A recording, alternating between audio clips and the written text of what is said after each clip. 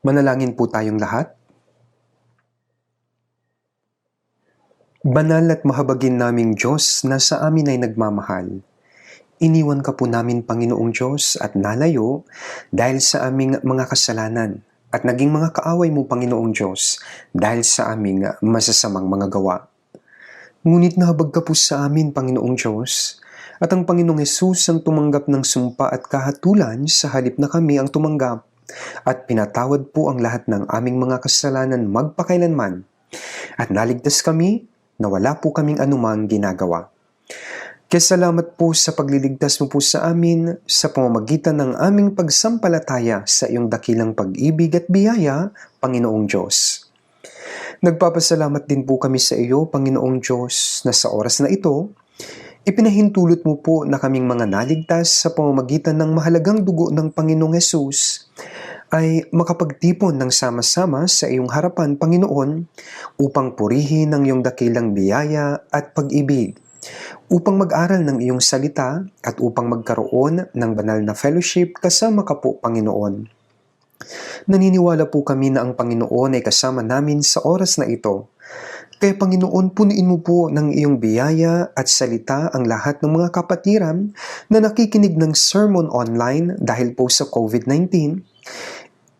Ingatan niyo po sila at patnubayan. Naniniwala po kami na ikaw, Panginoong Diyos, ang magpuprotekta o mag-iingat sa lahat ng mga churches sa buong mundo.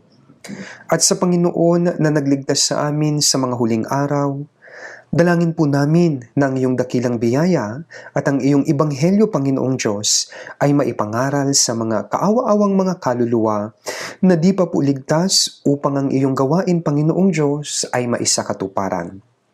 Hawakan at tulungan mo po ang lahat ng mga kapatiran na nangangaral ng salita sa pamamagitan din po ng salita, karunungan at kapangyarihan ng Espiritu upang matapang nilang maipangaral ang salita at matupad ang iyong dakilang mga gawa na iyong ninanais, Panginoong Diyos. Bigyan mo rin po ng sapat na biyaya at palakasin mo po ang bawat miyembro na may sakit at ang mga nasa pagsubok upang maging malusog sila at walang sinuman ang matisod. At sa Panginoon na nagbibigay po sa amin ng salita ayon sa panahon at ng mga bagay na dapat po namin gawin. Ituro mo po sa amin sa oras na ito ang iyong salita at ang iyong banal na kalooban na nais mong ihayag po sa amin. Ito po ang aming dalangin sa pangalan ng Panginoong Hesus. Amen. Buksan po natin Mateo chapter 5 mula for verse 1 hanggang 8.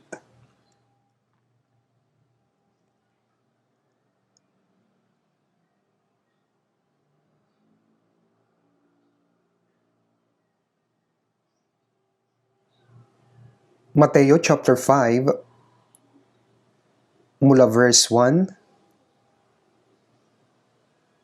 hanggang verse 8, babasahin ko po ito.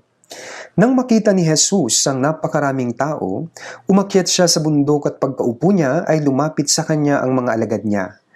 At ibinuka niya ang kanyang bibig at tinuruan sila na sinasabi, "Mapapalad ang mga dukha sa espiritu sapagkat kanila ang kaharian ng langit. Mapapalad ang mga nahahapis sapagkat sila ay aaliwin. Mapapalad ang mga mapagpakumbaba sapagkat mamanahin nila ang lupa. Mapapalad ang mga nagugutom at nauuhaw sa katwiran sapagkat sila ay bubusugin. Mapapalad ang mga mahabagin sapagkat sila ay kahahabagan. Mapapalad ang mga may malinis na puso sapagkat makikita nila ang Diyos." Hanggang dito na lamang po.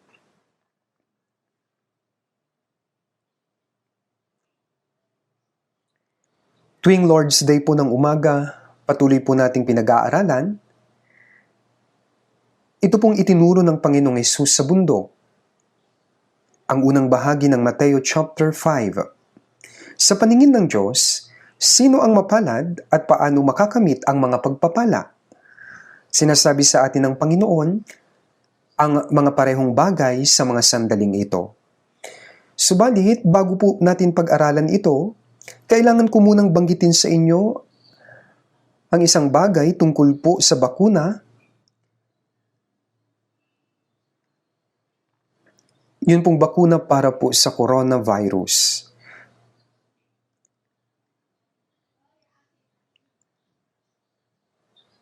Nagsisimula na po ang pagbabakuna. Kaya may mga tao po na binabakunahan na po ngayon. Pero, may ilang mga tao po na mali ang pagkaunawa tungkol po sa bakunang ito. Alam niyo po, lahat ng mga gamot ay may mabubuting epekto at masasamang epekto rin po. Pero maaaring iba-iba ito. Depende po sa katawan at sa kondisyon ng kalusugan ng isang tao. Maliban doon, ang gusto ko pong sabihin ay may mga tao na mali ang pakahulugan sa Biblia kaugnay po sa bakunang ito. Kaya may sasabihin ako ng kaunti tungkol po sa bagay na ito. Narinig ko po ang isang kwento na sinasabi po sa YouTube. Sabi po doon, kapag nagpabakuna ka, hindi lang daw ito magliligtas sa iyo sa coronavirus, kundi may laman din daw itong ibang gene o kemikal na magbabago ng DNA ng mga tao. Sa ibang salita, may naihalo daw na ibang mga genes na sa bakunang ito o magiging hybrid siya. Gaya po ng pinaghalong gene ng tao o di kaya sa hayop. Terrible po ito, tama po? At ang pangunahing maling pagkaunawa nila sa Biblia ay tungkol po sa nakalagay sa Genesis chapter 6 bago po yung baha. Sa verse 2, nakita ng mga anak ng Diyos na magaganda ang mga anak na babae ng mga tao. At nagkaroon sila ng mga anak, sabi po, ang Nephilim o ang mga higante. Sinabi po ito sa Genesis chapter 6 verse 2, na nakita ng mga anak ng Diyos na magaganda ang mga anak na babae ng mga tao. Kasi sila'y kumuha ng kani-kanilang mga asawa mula po doon sa lahat ng kanilang pinili. Kaya ipinipilit nila doon po sa YouTube video na ang mga anak ng Diyos daw ay mga nahulog na anghel. At ang mga anak na babae ng tao ay mga tao lang daw. At ang mga anghel at mga babae ay nag-asawa at nagsilang daw sila ng mga anak. Ito nga daw ang mga bantog na Nephilim noong unang panahon, mga espesyal na tao. Pero wala pong katuturan ang ganitong kwento. Sa talatang ito, ang mga anak ng Diyos, sila po ay hindi tumutukoy sa mga anghel. Sa Genesis chapter 5, pagkatapos po ng baha, ang mga ina po ni Cain ay ganap na nilisan ng Diyos. At pinuunlad nila ang lahat ng uri ng mga sibilisasyon, ng sining at gumawa sila ng mga matutulis na mga kagamitang gawa sa iba't ibang bakal sa mundo. Maging ngayon sa mundong ito, ang mga taong hindi nakakakilala sa Diyos ay mas maayos ang kalagayan at mas matatalino sa makasanlibutang paraan sa mundong ito. Dahil sinisikap nilang gawing mapasaya, yun pong tinitirhan nilang mundo sa pamamagitan ng pagsisikap ng mga tao laban po sa sinumpang lupaing ito. Kaya sa halip na si Abel na pinatay ni Cain, nagbigay ang Diyos ng isa pang anak na lalaki. Siya po si Seth. Ang mga ina po ni Seth ay nagsimulang tumawag sa pangalan ng Diyos. Sa mga ina po ni Seth, kabilang si Enoch, na buhay na kinuha ng Diyos habang lumalakad siyang kasama ng Diyos. At si Noe rin, na naligtas sa pamamagitan ng pagsunod sa mga salita ng Diyos at sa paggawa ng daong noong hatulan ng Diyos ang mundo sa pamamagitan po ng baha. Sila ang mga ina po ni Seth at ang mga anak ng Diyos. Kaya nga, ang mga anak ng Diyos ay ang mga ina po ni Seth, na ibinigay ng Diyos kapalit ni Abel na namatay. Sila po yung tinawag na mga anak ng Diyos.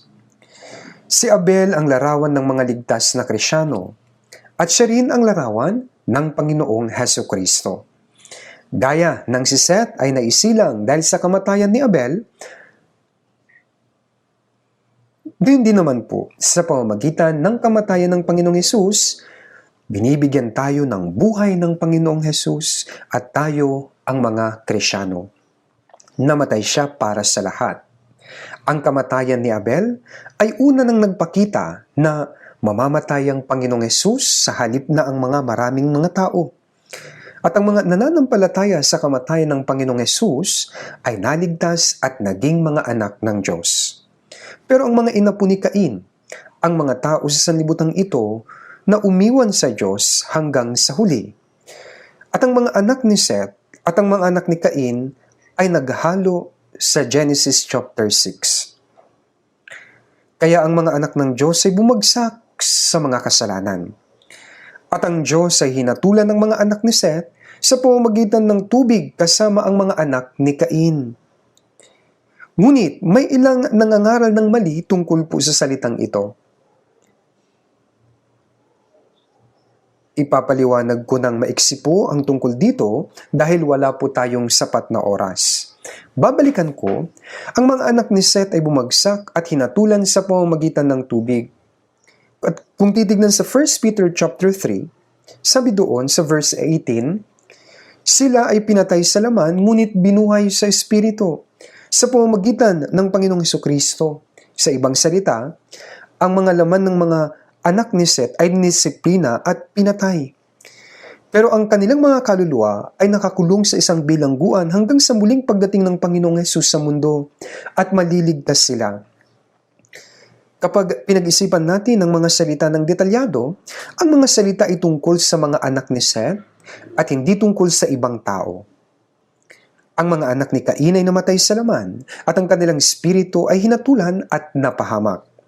Ngunit, may ilang nagsasabi na ang mga anak ng Diyos ay maaaring mga nahulog daw na mga anghel. Sinabi ng Panginoong Hesus malinaw na hindi po nag-aasawa o pinag-aasawa ang anghel, kundi sila po ay mga espiritual na nilalang. Malinaw sa Matthew chapter 22 verse 30, sabi doon, sapagkat sa muling pagkabuhay ay hindi sila nag-aasawa o pinag-aasawa pa, kundi sila'y tulad sa mga anghel sa langit. Paano mag-aasawa sa tao ang anghel o magkakaroon ng anak? Kaya mali po, yun pong mga sinasabi nila. Ang mga ito po ay walang katuturan. Pero may ilang nagsasabi, may DNA daw ng higanting isinilang mula sa nahulog na anghel sa bakuna na ginawa para sa COVID-19. Naiintindihan po ba ninyo ito? At sabi pa nila, ang DNA ng nahulog na anghel na si Lucifer ay nasa bakuna daw. At narinig ko po na talagang ipinagpipilitan po nila ito. At humirit pa sila. Pinagpipilitan din nila na ang pagbabakuna daw ay ang pagtanggap na ng tanda ng halimaw na nakasulat sa Revelation chapter 13. Subalit alam natin kung ano ang tanda ng halimaw. Ang tanda ng halimaw ay mangyayari sa 7 years tribulation. Kapag natapos na po ang biyaya ng Diyos, muling darating ang Panginoong Hesus sa papawirin at kukunin ng lahat ng mga ligtas na Krisyano at saka lang po magsisimula ang panahon ng kapigatian o yung 7 years tribulation. Sa unang 3.5 taon, ang unang bahagi ng 7 years tribulation, ang mga Hudyo na naikalat sa buong mundo ay magbabalik sa kanilang bayan at mananampalataya na si Hesus na kanilang ipinako sa krus ay ang tunay na Kristo, ang Mesiyas, ang ipinangako ng Diyos sa kanila. Sa Revelation 11 verse 3, sabi doon, papahintulutan ko ang aking dalawang saksi na magpahayag ng propesiya sa loob ng 1,260 na araw na nakasuot ng damit sako. Ibig sabihin po ng 1,260 na araw ay ang huling 3.5 taon ng 7 years tribulation.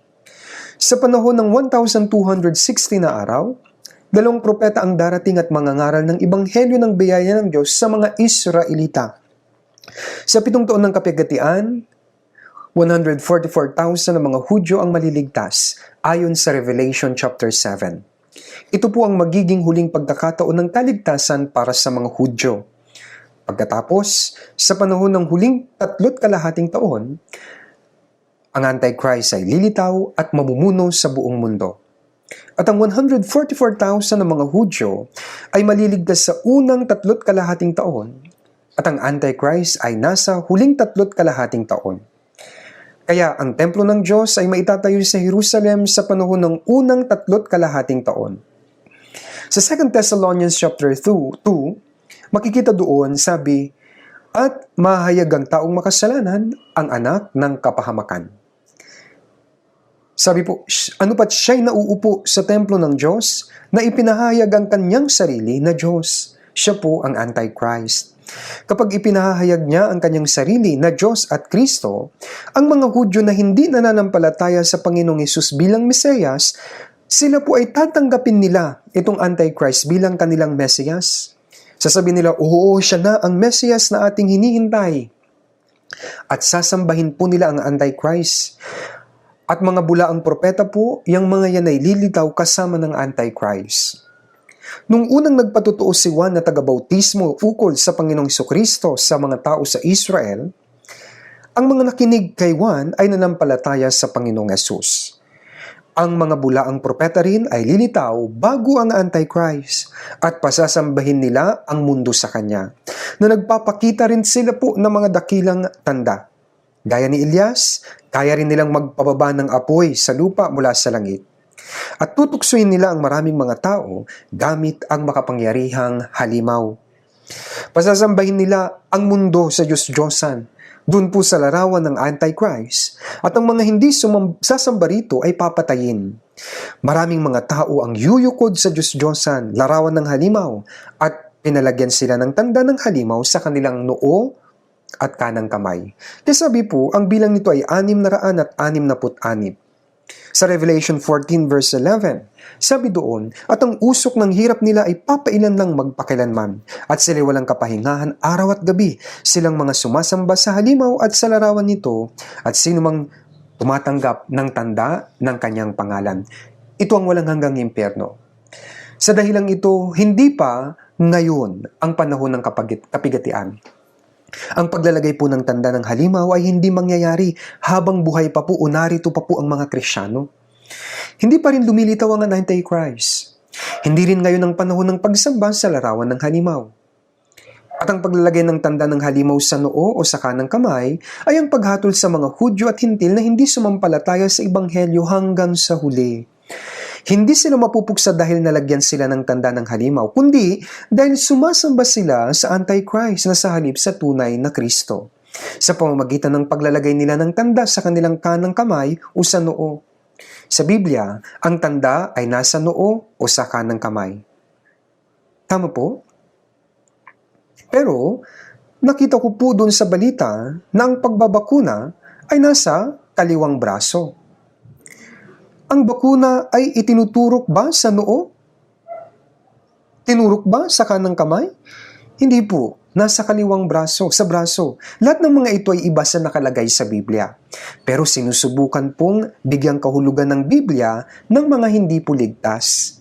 Kaya nga sa 2 Peter chapter 3 verse 16, sabi doon, gayon din naman sa lahat ng kanyang mga sulat, na sinasabi sa mga iyon ng mga bagay na ito, doon ay may mga bagay na mahirap unawain, na binabaluktot ng mga hindi nakakaalam at ng mga walang tiyaga.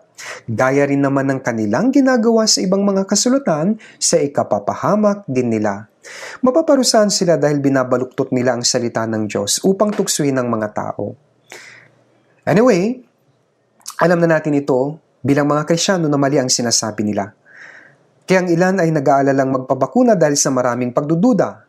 Kung may pagdududa kayo sa kaligtasan ng bakuna, kailangan ninyong maghintay ng kaunti upang tignan kung ano ang mangyayari sa mga taong nabakunahan.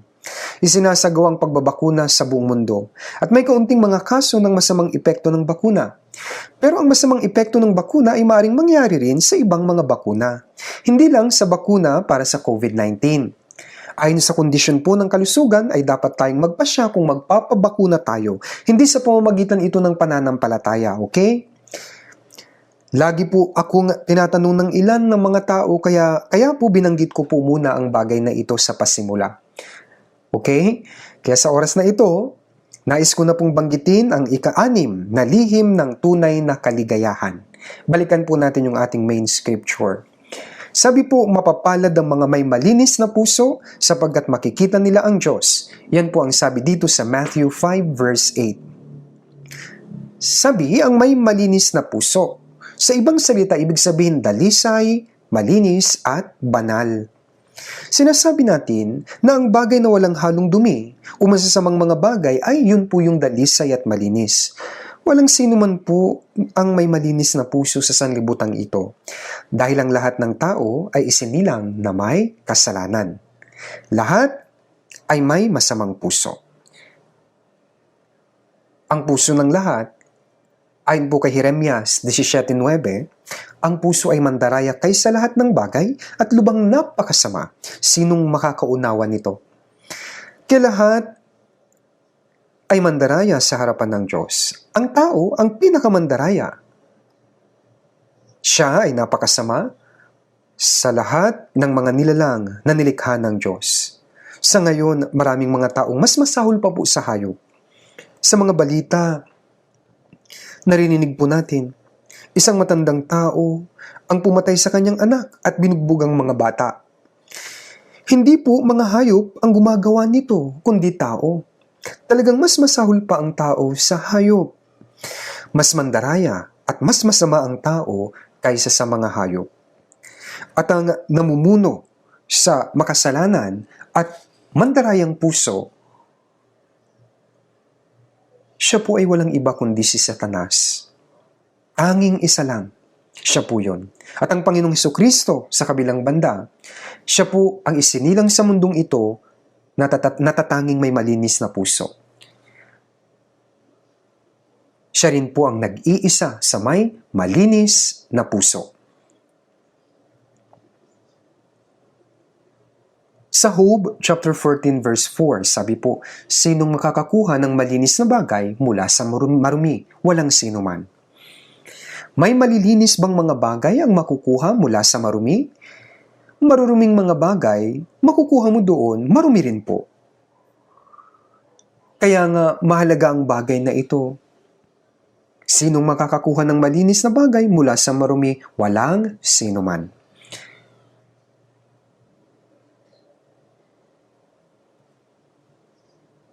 Ang bagay na ito ay sinabi rin ng Panginoong Hesus. Kaya, tingnan po natin sa Marcos chapter 7. Marcos chapter 7, mula verse 21 hanggang 23. Babasahin ko po from verse 21.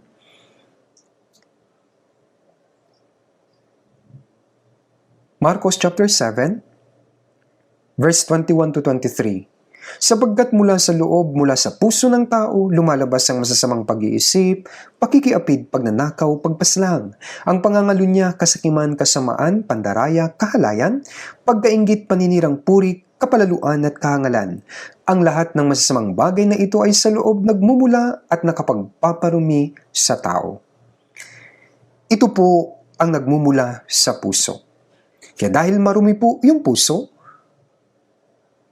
natural, maruruming mga bagay din po ang lalabas mula rito. Lumalabas sa bibig, sabi po, lumalabas sa ating mga kilos. Kaya dito po, 13 uri ng kasamaan at maruruming mga bagay ang lumalabas mula po sa puso. Ito po'y binanggit mismo ng Panginoong Hesus. Hindi lamang ito, lahat ng uri ng kasalanan ay nagmumula rito, nagmumula sa puso. Kaya ang lahat ng masasamang bagay na ito, sabi ng Panginoon, ay sa loob nagmumula at siyang nakapagpaparumi sa tao. Kaya ang puso ng tao, ang puso po ay likas na napakasama, kaya nga magagawa niya ang anumang kasalanan. Anumang oras, may posibilidad na magkasala. Sa Awit, chapter 58, verse 3, ang masama ay naliligaw mula sa bahay bata. Silang nagsasalita ng mga kasinungalingan ay naliligaw mula sa pagkapanganak. Ang makasalanan at masama ay malayo sa Diyos mula pa sa bahay bata ng kanyang ina. Ang puso ng makasalanan ay nasa ilalim ng pagkontrol ni Satanas, kaya hindi siya maaaring mabuhay ng tapat at siya'y naliligaw po sa landas. Nagsasalita siya ng mga kasinungalingan. Sinasabi ng mga makasalanan ang lahat ng kasinungalingan. Kaya dahil nagmumula ito mula po sa maruming puso, kaya ang puso ay dapat munang malinis mula sa maruming puso upang ang tao ay makatanggap ng pagpapala mula sa Diyos. Ang tanong, paano po ito lilinisin?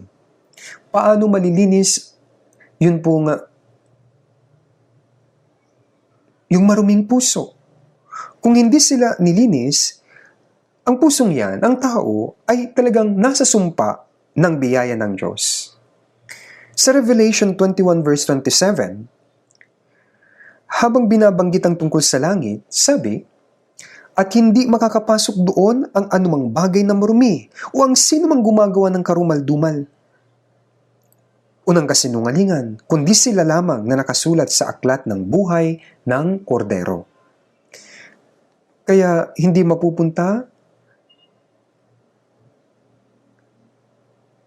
po makakapunta ang makasalanan sa mga banal na lugar. Ang langit, ang lugar kung saan mapupunta yung tanging mga naligtas at ipinanganak na muli sa pamamagitan ni Hesukristo. Kahit anong uri ng tao ang may dalisay na puso. Ito ang puso ng isang born-again Christian. Puso ng isang tunay na Krisyano. Kaya ang naligtas, ang ipinanganak na muli, born-again Christian, siya na nakatanggap ng buhay ni Kristo at ng puso ni Kristo, siya na po ngayon ang may malinis na puso. Ang mga ina po ni Adan ay nagkaroon po ng masamang puso dahil sa kasalanan ni Adan. At nung na-born again po tayo bilang anak ng Diyos, natanggap natin ang buhay ng Diyos sa pamamagitan ni Hesukristo. Ang pusong iyon, natanggap natin mula sa Diyos, nagkaroon tayo ng dalisay na puso. Ang puso ay mas mahalaga kaysa sa ating katawan. Ngunit hindi man lamang nalalaman ng mga tao kung ano ang nangyayari sa kanilang mga pag-iisip habang sinusubukan nilang linisin ang kanilang mga katawan. Hindi mo alam kung gaano karumi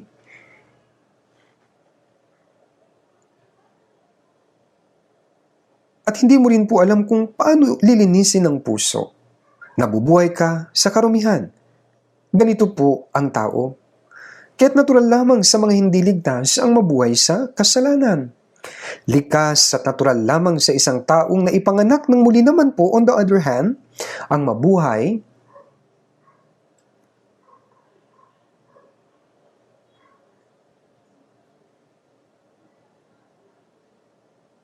yung pong mabuhay sa kalinisan, sapagkat natanggap na po nila ang buhay ng Diyos at ang puso ni Kristo. Alam natin na ang katawan ay dapat na malinis, ngunit ang kalinisan ng isipan ay higit na mas mahalaga.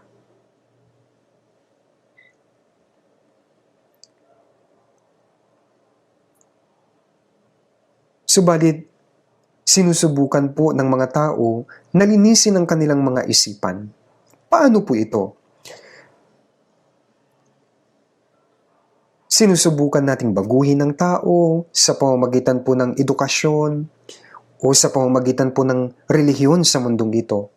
Ang layunin ng edukasyon ay upang magkaroon ng pagkatao ang isang tao. Ngunit, gaya ng alam na natin, magiging malinis ka bang tao dahil marami kang natutunan na mga aral sa mundong ito? Imposible po. Hindi po. Ginagawa ng relihiyon na maging mabuti ang mga tao, ngunit maaari bang baguhin ng relihiyon ang puso ng mga tao? Hindi rin po.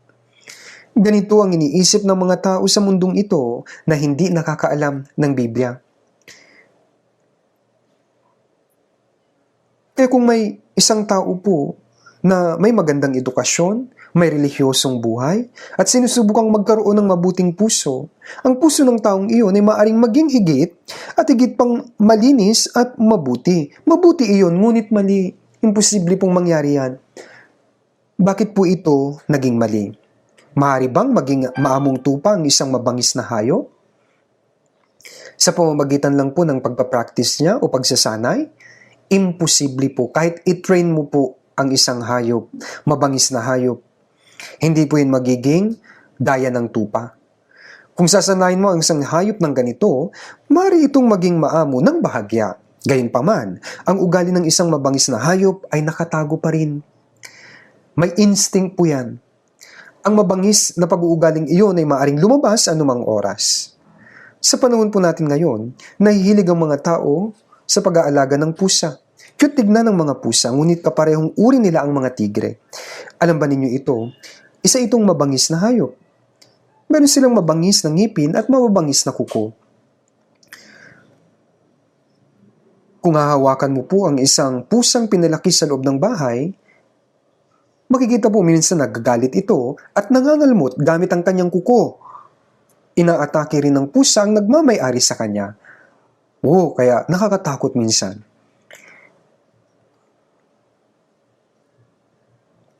Ilang beses na rin po akong nakalmot ng pusa. Kaya hindi ko po talaga gusto ang mga pusa. Kahit cute po talagang ayaw ko po dyan. Talagang hindi ko po ito gusto. Gaano ka man kagandang pusa ang ibigay po sa akin, may pag-uugali kasi ito ng isang mabangis na hayop. Hindi ko alam kung kailan lalabas ang pag-uugali ng isang pusa. Parang ganun, sapagkat ang puso ng tao ay mas masama kaysa puso ng hayop, ito ay mandaraya, masamang puso.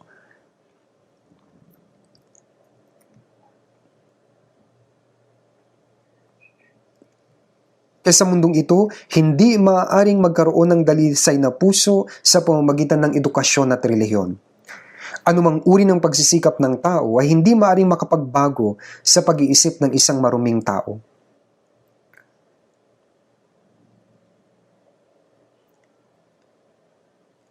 Ang mga tao po ay nagkukunwaring mabuti sa panlabas.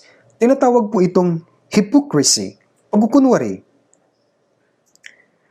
Kung titignan po natin ang salitang hypocrisy sa Chinese character, ang unang letra ay nangangahulugan na ang kilos ng mga tao ay mapandaya, na ang ginagawa ng mga tao ay pandaraya.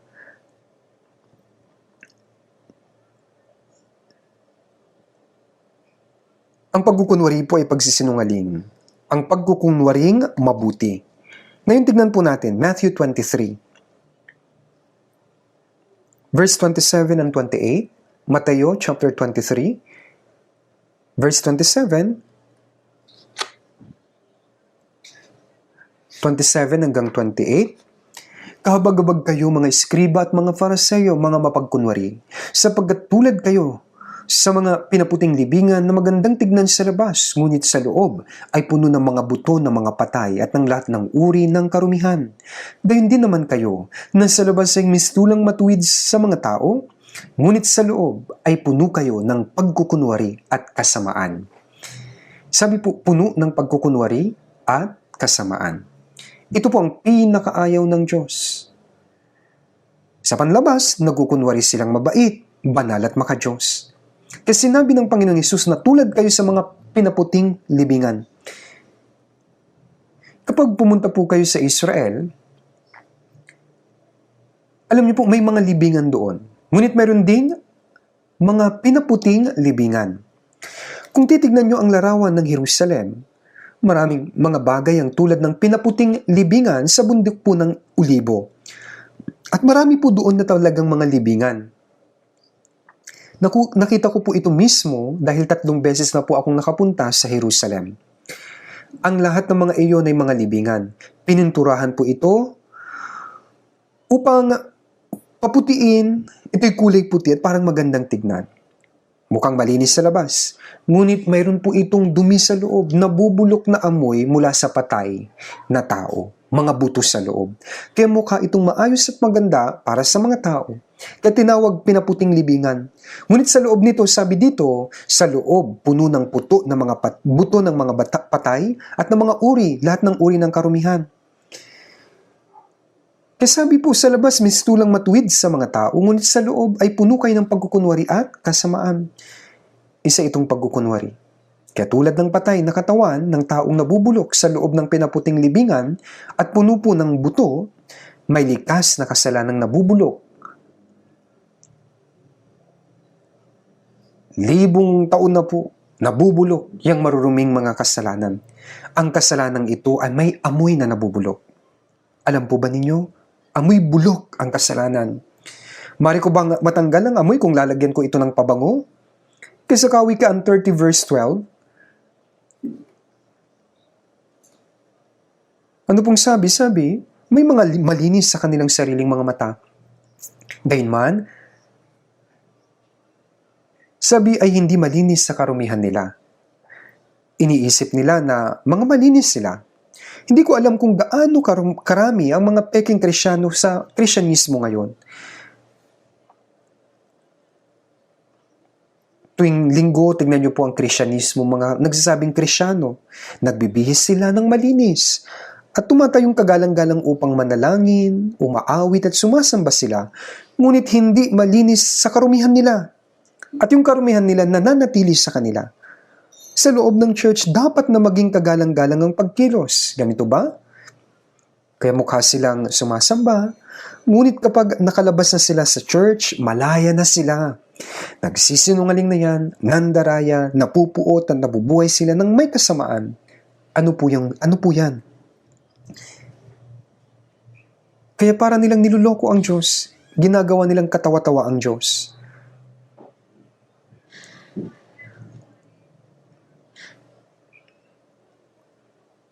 Alam niyo po, ang Diyos ay hindi maaring lokohin.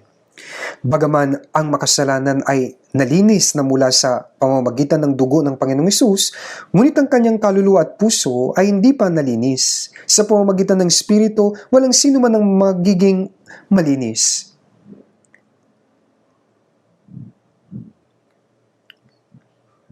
Kaya nariyan ang tulong ng banal na Espiritu. Dito sa Mateo 23 verse 26, sabi, ikaw na bulag na Fariseo, linisin mo muna ang loob ng kopa at ng pinggan, upang luminis din naman ang labas nito. Kaya malinaw, sabi, linisin mo muna ang loob ng kopa at ng pinggan, upang luminis din naman ang labas nito. Ngunit ang mga tao sa sanlibutan ito, salungat. Kabaliktaran yung ginagawa. Sa mundong ito, edukasyon o relihiyon, sinusubukang baguhin nila gamit nito ang labas at maging sa loob. Una sa lahat, sinusubukan nilang baguhin ang ating buhay at unti-unting baguhin ang ating pag-iisip. Pwede po ba yun? At sa kabilang banda, sabi po ng Panginoong Hesus na linisin mo muna ang loob. At ang panlabas ay natural na lamang na malilinis kung yung nasa loob ay malinis. Ngayon, ano po ang nasa loob? Kaluluwa. Yan po ang mahalaga. Kung may isang kaluluwa na namatay sa kasalanan at kasamaan, at ang dyablo ang gumagawa rito, paano magiging malinis ang isang taong ito? Subalit kapag ligtas ka na, ang kaluluwa mo po ay nilinis na.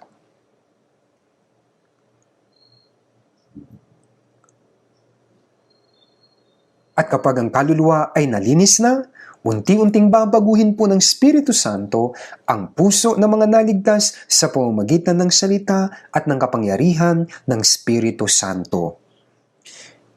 Kaya kapag natanggap mo po ang kaligtasan, ang kaluluwang namatay sa kasalanan at kasamaan ay muling nabubuhay at magiging malinis. At sa pamamagitan ng kapangyarihan ng Diyos, gamit ang Holy Spirit, nababago po. Patuloy na nalilinis ang isang Krisyano araw-araw. Kaya nagkakaroon po ng tunay na pagbabago. Kaya sa unang Pedro 1:22, ngayong nilinis na ninyo ang inyong mga kaluluwa sa pamamagitan ng inyong pagsunod sa katotohanan, kaya't kayo'y may tunay na pag-ibig sa isa't isa, mag-ibigan kayo sa isa't isa ng buong alab mula sa dalisay na puso. Ang pagsunod sa katotohanan, yan po yung pagkuunawa sa biyaya ng Diyos at upang maligtas sa pamamagitan ng pananampalataya, ang unayang pagsunod. Sa makatwid, ang mga nananampalataya ay mayroong buhay na walang hanggan. John 3:36, ang sumasampalataya sa anak ay may buhay na walang hanggan. Ngunit ang hindi sumusunod sa anak ay hindi makakakita ng buhay, kundi ang puot ng Diyos ay nananatili sa kanya. Ang mga hindi sumusunod, ang mga hindi sumasampalataya, wala na po talaga. Pero ang mga sumasampalataya, nalinis na ang kaluluwa sa pamamagitan ng pagsunod sa katotohanan. Ang taong nalinis na ang kaluluwa ay iniibig ang Diyos sa gayong puso. At iniibig niya ang kanyang mga brothers at sisters. Ang kanyang puso ay mas humihigit pa. Ang paglilinis ng kaluluwa ay ginagawa lamang po ng isang beses. At ang mga salita at mga gawa ng taong iyon ay unti-unti na pong mababago habang binabago ang puso sa pamamagitan ng salita at kapangyarihan ng Diyos. Ang mga kaluluwa ng mga hindi pa nalinis ay nagkukunwaring iniibig nila ang mga kapatiran, tulad ng paglilingkod nila sa Diyos na panlabas lang. Ngunit imposible ang ganito. Hindi nila ito makakaya. Kalaunan, ang kanilang pisikal na kasakaman, lalabas po yan. At kanilang darayain. At lilinlangin ang kanilang mga kaibigan, maging yung mga brothers and sisters. At ang mga relihiyosong tao ay sinusubukang gamitin ng Diyos para sa kanilang sariling kapakanan. At ang lahat ng mga iyon ay nanggagaling sa loob. Kaya nga, dahil ang mga Kristiyano ay naligtas sa pamamagitan ng dakila at kamanghamanghang pag-ibig at biyaya ng Diyos, kaya natural, iniibig din po nila ang mga brothers at sisters sapagkat alam nila at nasa puso nila, iniibig nila ang Diyos. Iniibig ko ang Diyos na tulad ng pag-ibig ng Diyos sa akin. Kaya nga malinaw, kayo'y may tunay na pag-ibig sa isa't isa. Mag-ibigan kayo sa isa't isa ng buong alab mula sa dalisay na puso. May dalisay na puso. Bakit? Nalinis na yung kaluluwa sa pamamagitan ng pagsunod sa katotohanan.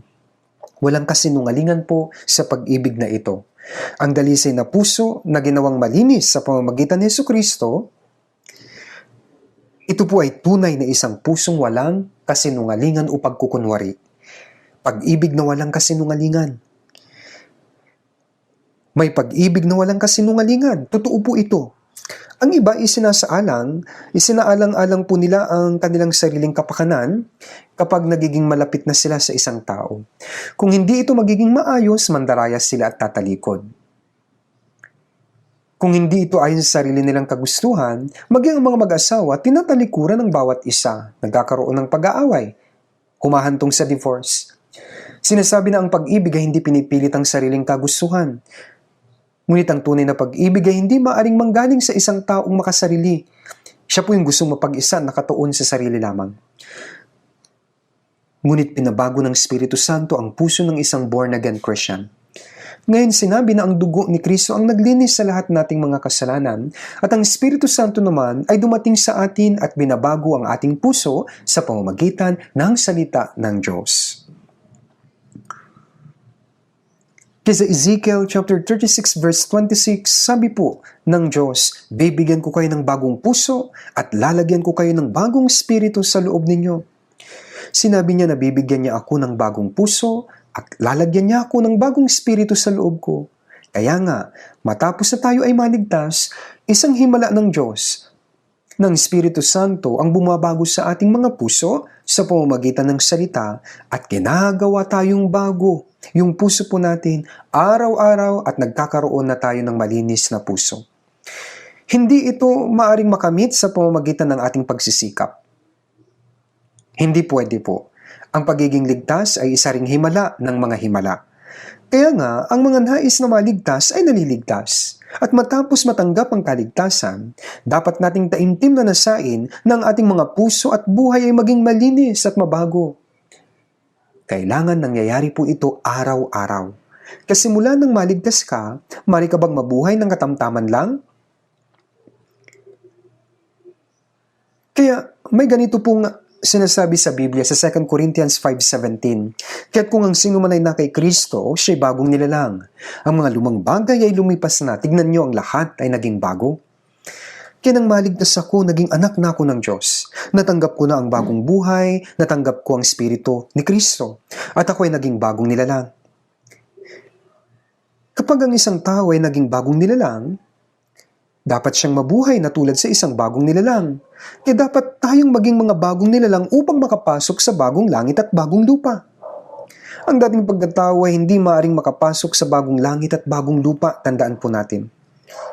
Kung natanggap na natin ang bagong buhay, dapat nitong baguhin ang ating mga puso at buhay mula sa loob. Ito ang tunay na buhay.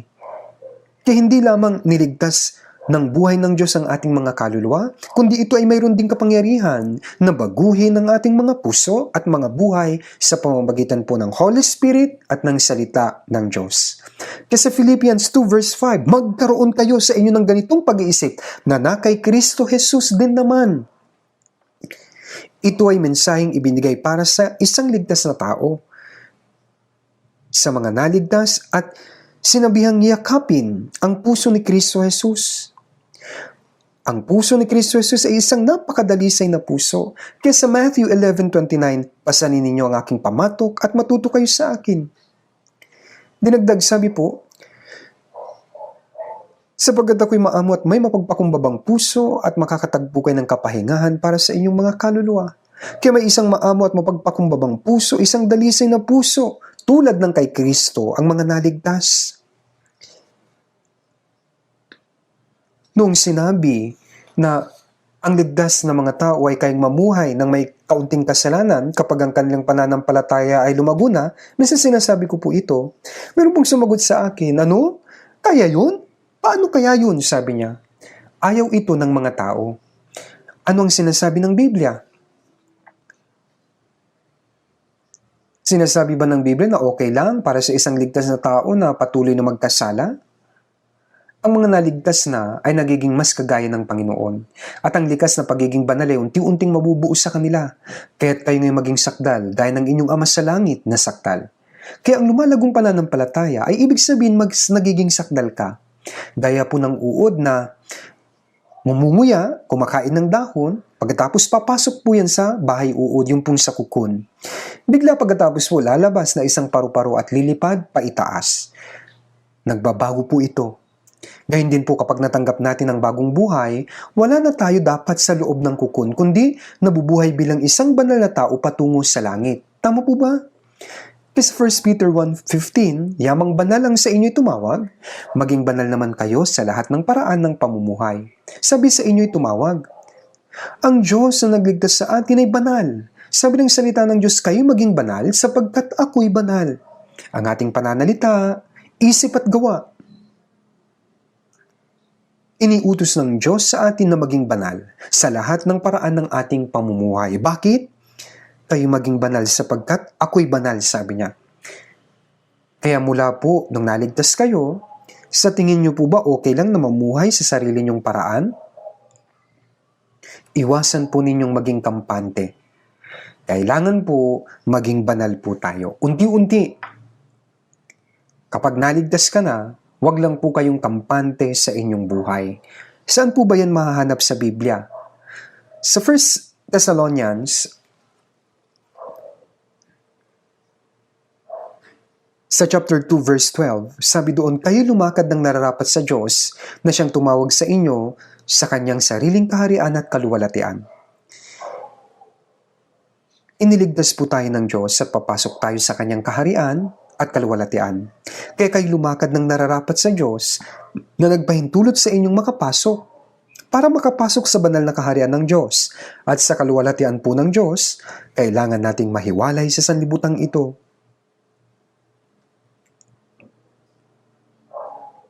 Tandaan po natin, hindi po tayo taga sanlibutan. Hindi tayo gaya ng sanlibutan.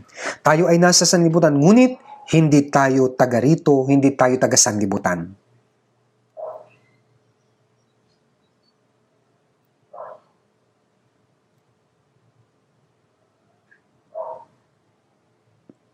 Kaya dapat iba po tayo sa mga tao sa sanlibutan ito, sapagkat hindi tayo taga dito. Sabi po ng Panginoong Hesus, ngunit dahil kayo hindi taga sanlibutan, kundi kayo pinili ko mula sa sanlibutan. Tayo ay hiniwalay sa sanlibutan para makapasok sa kaharian ng Diyos at makapasok sa kanyang kaluwalhatian. Kaya nga dapat ang mga Kristiyano po ay nabubuhay ng hiwalay na buhay sa sanlibutan para makapasok sa kaluwalhatiang sinasabi dito. Kaya dapat makita niyo po ang pagkakaiba niyo sa mga taga-sanlibutan. Ngayon, dako po tayo.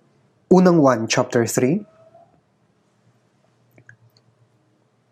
Unang 1, chapter 3. Verse 2 at verse 3.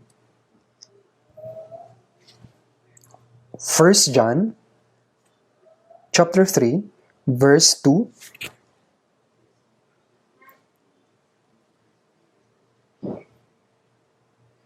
Verse 2 at 3, babasahin ko po. Mga minamahal, ngayon ay mga anak tayo ng Diyos at hindi pa nahahayag kung magiging ano tayo. Nalalaman natin na kung siya'y mahayag, tayo magiging katulad niya sapagkat siya'y ating makikita bilang siya. At sino mang may ganitong pag-asa sa kanya ay naglilinis sa kanyang sarili gaya naman niyang malinis. Masdan ninyo kung anong uri ng pag-ibig ang pinagkaloob sa atin ng Ama upang tayo'y matawag na mga anak ng Diyos. Alam niyo po, tayo po ngayon ay mga anak ng Diyos. Mayroong kumpiyansa na anak na tayo ng Diyos. Siya ang ating Ama at ako ay anak ng Diyos. Sabi, hindi pa nahayag kung magiging ano tayo. Ang mga anak ay maaaring manghina, magkasakit, kailangan ring magsuot ng mask sa mga anak ng Diyos. Maring mahawaan din sila ng coronavirus, kung minsan nagdurusa, naghihirap, at kung minsan binabaliwala ng sanlibutang ito. Kaya nga sabi, hindi pa nahayag kung magiging ano ang mga anak ng Diyos. Tama po ba?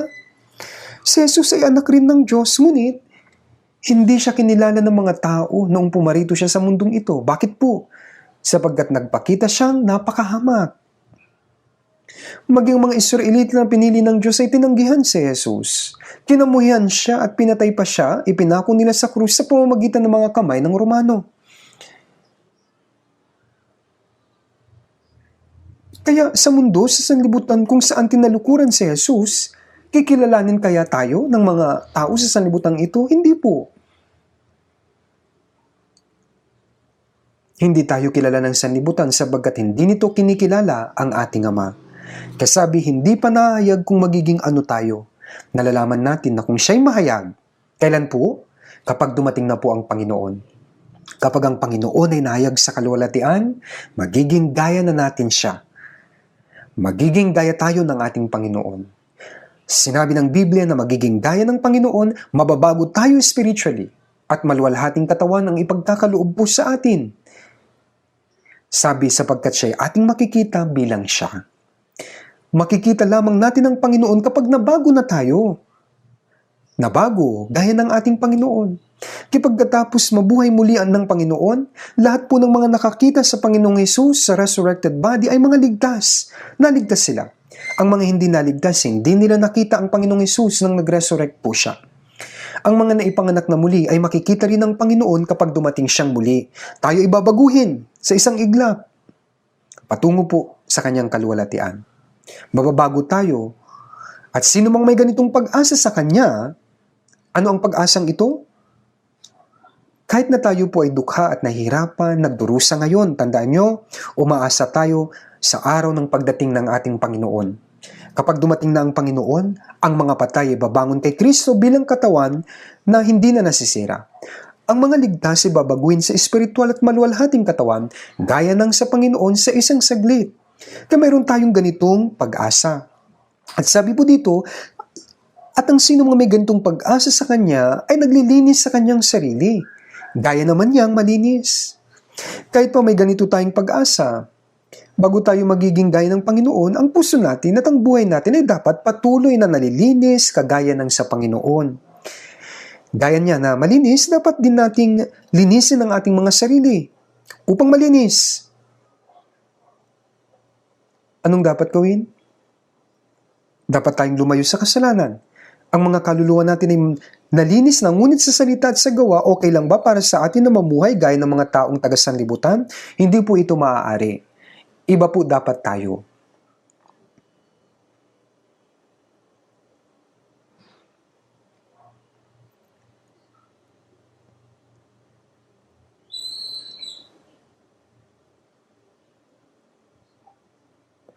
Tingnan din po natin sa Revelation chapter 22 verse 11. Revelation chapter 22 verse 11. Babasahin ko po itong talata dito. Revelation 22 verse 11. Ang masama ay hayaang magpakasama pa, at ang marumi ay hayaang magpakarumi pa, at ang matuwid ay hayaang maging matuwid pa, at ang banal ay hayaang magpakabanal pa. Ako'y malapit nang dumating. Sabi ng Panginoon, ako'y malapit nang dumating. At kapag dumating ang Panginoon, ang masama ay hayaang magpakasama pa. At yung marumi hayaang magpakarumi pa. At ang matuwid ay hayaang maging matuwid pa. At ang banal, sabi po, hayaang magpakabanal pa. Ang mga pupunta sa langit ay mas lalo na dapat maging matuwid, mas maging banal pa. Sinasabi na yung pong mga uod, yung pong larva ay nagiging sikada o kuliglig pagkatapos ng 7 taon. Ang uod ay mas lalo pang lumalaki at pagkatapos ay matatanggal ang balat at nagiging sikada na lumilipad. Pagkatapos lilipad yan papalayo. Ganun din po ang nangyayaring proseso sa mga paru-paro. Parang ganun, nung tayo ay naligtas ang ating puso, pag-iisip at ang buhay ay nagiging iba. Paunti-unti nag-iiba hanggang sa dumating na po ang ating Panginoong Jesucristo, kukunin niya tayo magbabago na totally. Ang mga pupunta sa impyerno ay mas lalo pang nababagay na pumasok naman sa walang hanggang apoy sa impyerno. Ang mga matuwid ay mas magiging banal pa at matuwid. Kaya sabi, ang masama ay hayaang magpakasama pa at ang marumi ay hayaang magpakarumi pa. Kaya ang taong masama, ang mga hindi ligtas ay magiging mas masama pa.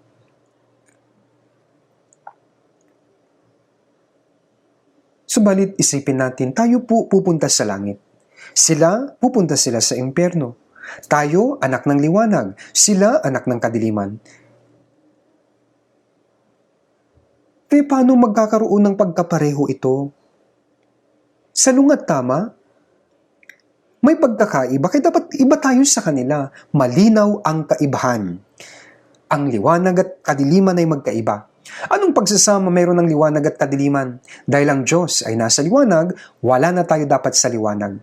Sa unang 1, chapter 1, verse 5 to 7, sabi, ang Diyos ay liwanag at sa Kanya walang anumang kadiliman.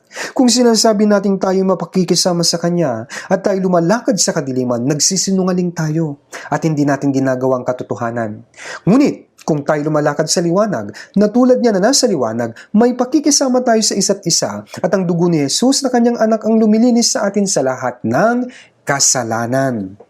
Kaya pagkatapos nating maligtas, mayroon na tayong relasyon sa Diyos. Triangulo po ito, tatsulo. Kristyano, may pakikisama sa Diyos at mayroon kang pakikisama sa Diyos. Mayroon din po tayong pakikisama sa bawat isa. Kaya kung sinasabi natin na lumalakad tayo sa liwanag subalit nasa kadiliman, nagsisinungaling tayo. Ang kadiliman ay nagsisikap na ikubli ang kanyang sarili. Kung palihim ka pong gumagawa ng kasalanan at nabubuhay sa kadiliman, ang salitang magkaroon ka ng fellowship o pakikisama sa Diyos, ito po ay kasinungalingan. Ang Diyos po ay nasa liwanag, paano ang kadiliman ay nagiging may pakikisama? Yung kadiliman at liwanag, imposible po yan. Subalit sabi po, ngunit kung tayo lumalakad sa liwanag, na tulad niya na nasa liwanag, doon po may pakikisama tayo sa isa't isa. May pakikisama tayo sa Diyos at may pakikisama tayo sa bawat isa. At ang dugo ni Jesus na Kanyang anak ang lumilinis sa atin sa lahat ng kasalanan. Ibig sabihin po na patawad na tayo magpakailanman. Ngunit, ang paglakad sa liwanag, hindi po ibig sabihin na hindi na tayo magkakasala. Kahit kailan, hindi pa bago tayo. May pagbabago pa, hindi pa totally yung pagbabago. Nakakagawa pa rin ng kasalanan, may kahinaan pa tayo. Gayunpaman, ang mga nasa liwanag ay kaagad na nahahayag kapag may dilim o kasalanan sila. Kaya kapag ipinapahayag natin at tinatalikuran natin ang ating kasalanan habang lumalakad sa liwanag, doon po yun, ang dugo ni Kristo ay patuloy na naglilinis sa atin. At ang sino mang lumalakad sa kadiliman ay hindi maaring magkaroon ng pakikisama sa Diyos. Maging pagkatapos nating maligtas, dapat patuloy tayong makatanggap ng biyaya ng Diyos. Ngunit patuloy lamang na maibibigay sa atin ng Diyos ang biyayang iyon kung tayo po ay lalakad sa liwanag. Kaya sa John chapter 8, sinabi ng Panginoong Hesus sa babaeng nahuli sa pangangalo niya na kailangan ng batuhin sana, subalit sinabihan, hindi rin kita hinahatulan. Humayo ka na at mula ngayon huwag ka nang magkasala. Sapagkat hindi tayo tinawag ng Diyos para sa karumihan, kundi sa kabanalan. Unang Tesalonica 4:7. Iniligtas po tayo ng Diyos hindi para mamuhay sa kasamaan. Sa Efeso 4:28, ang nagnanakaw ay huwag nang magnakaw pa, kundi magtrabaho at gumawa siya sa pamamagitan ng kanyang sariling makamay ng mabubuting bagay upang siya'y may maibahagi sa nangangailangan. Huwag kayong mag-aral para makapanloko ng iba. At ang mga nabubuhay ng masama, sa nakaraan ay dapat iwasan na yung mga maling paraan ng pamumuhay. Iyan ang pruweba na ligtas ka na. Dapat tayong magsisi araw-araw.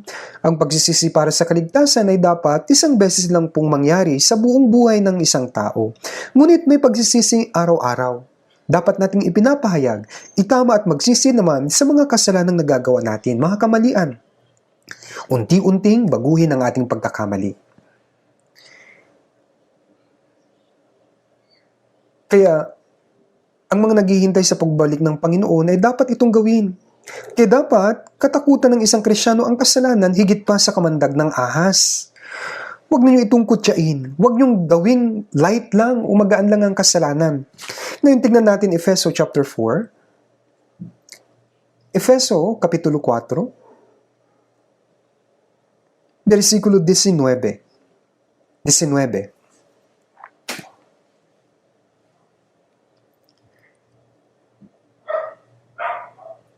Efeso chapter 4 verse 19, mula verse 19. Sila'y naging manhid at ibinigay ang kanilang sarili sa kahalayan, sakim sa paggawa ng bawat uri ng karumihan. Ngunit hindi sa gayong paraan ninyo natutuhan si Kristo. Kung tunay na sa inyong narinig at tinuruan sa Kanya, kung paano ang katotohanan ay na kay Jesus, alisin ninyo ang dating paraan ng inyong pamumuhay. Ang dating pagkatao na pinasama sa pamamagitan ng mapandayang pagnanasa at magbago sa espiritu ng inyong pag-iisip at kayo magbihis ng bagong pagkatao na nilalang ayon sa wangis ng Diyos sa katwiran at kabanalan ng katotohanan. Sabi po, ang sino man na malayo sa Diyos ang buhay, sabi, sila'y manhid.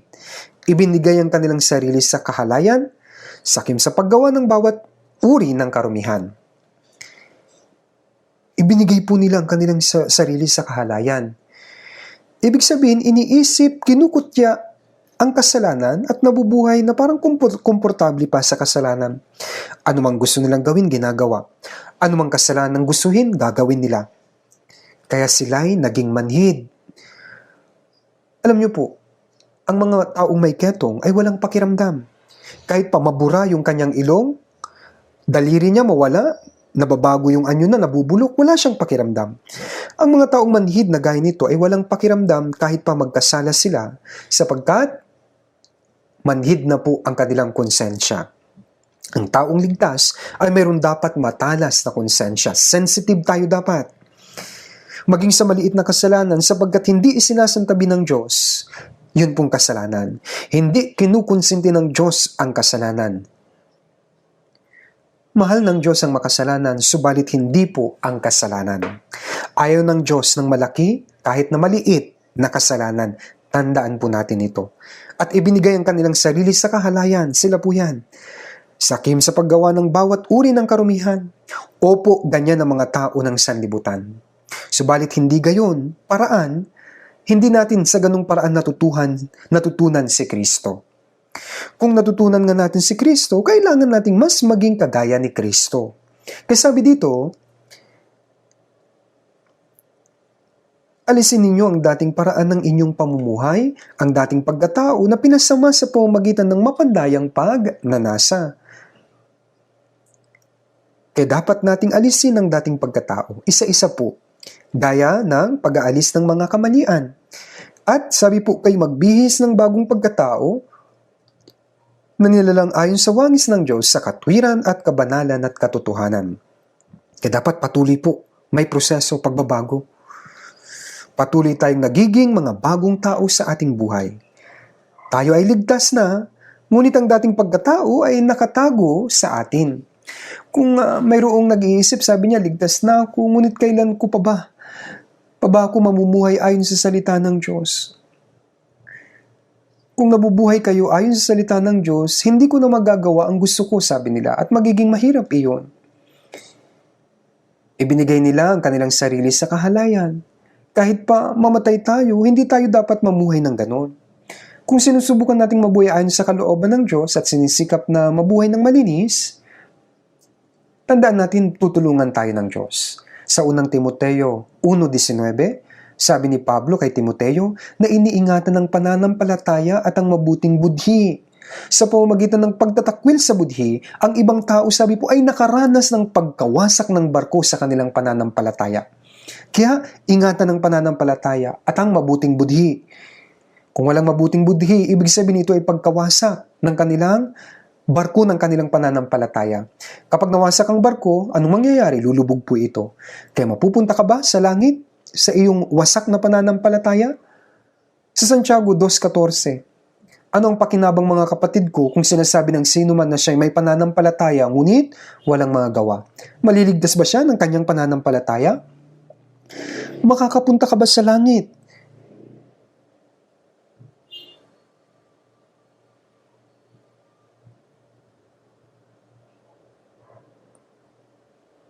Posible bang mapunta sa langit ng may wasak na pananampalataya? Patay? Sa John 5:24, ang nakikinig ng aking salita ay lumipat na sa buhay mula sa kamatayan. Ngayon ang tanong, paano magiging malinis ang ating puso? Banggitin ko po ang ilan sa inyo. Sa Psalm 73 verse 1, tunay na ang Diyos ay mabuti sa Israel sa taong ang puso ay malilinis. Ang Diyos ay mabuti sa mga taong ang puso ay malilinis. At sabi po sa 2 Timothy chapter 2 verse 21, kung nililinis ng sino man ang kanyang sarili mula sa bagay na ito, ay magiging tanging kagamitan, itinalaga at mahalaga sa may-ari ng bahay, handa sa lahat ng mabuting gawa. Gagamitin tayo ng Diyos kung lilinisin natin ang ating mga sarili. Ang malinis na kagamitan ay higit na kapakipakinabang sa Diyos kaysa sa mga tanyag lamang, maraming alam. Hindi niya tinutukoy ang iilang tao lamang. Upang ang lahat ng mga Kristiyano ay magamit ng Diyos, dapat malinis. Para dito, kailangan nating maging malinis at maging kagamitang natatangi para sa Diyos. Nililinis ang ating sarili. Ang Diyos ay nagbibigay ng kabutihan sa mga malilinis at ginagamit sila para po sa kanyang kabutihan. Kaya kailangan nating maging malinis. At hindi basta-bastang nangyayari ng isang marumi ay bigla magiging malinis ka agad. Hindi po ganun. Upang maging malinis, kailangan mong naisin na maging malinis at subukang maging malinis. Kaya una, paano natin ito gagawin? Efeso 5:26, upang kanyang pagabanilin siya na nilinis sa pamamagitan ng paghuhugas ng tubig sa salita. Sa 27, upang kanyang maiharap sa kanyang sarili ang isang maluwalhating iglesia na walang batik o kulubot o anumang gayong bagay kundi siya ay maging banal at walang dungis. Sinabi ng Diyos na kanyang nilinis ang ating mga kaluluwa sa pamamagitan ng dugo ni Jesus upang maiharap sa kanyang sarili ang isang maluwalhating iglesia na malinis, banal at maluwalhati sa pamamagitan ng salita. Kagaya ng paghuhugas ng tubig. Mari tayong maging malinis, di ba? Kung may tubig, subalit magiging malinis ka ba kung walang tubig? Kung magamit tayo ng tubig upang makapaghugas ng kamay ng ilang beses sa isang araw, naliligo tayo araw-araw. Kung hindi tayo maghuhugas o maliligo ng ilang araw, di po ba't bumabaho tayo? Nagiging marumi?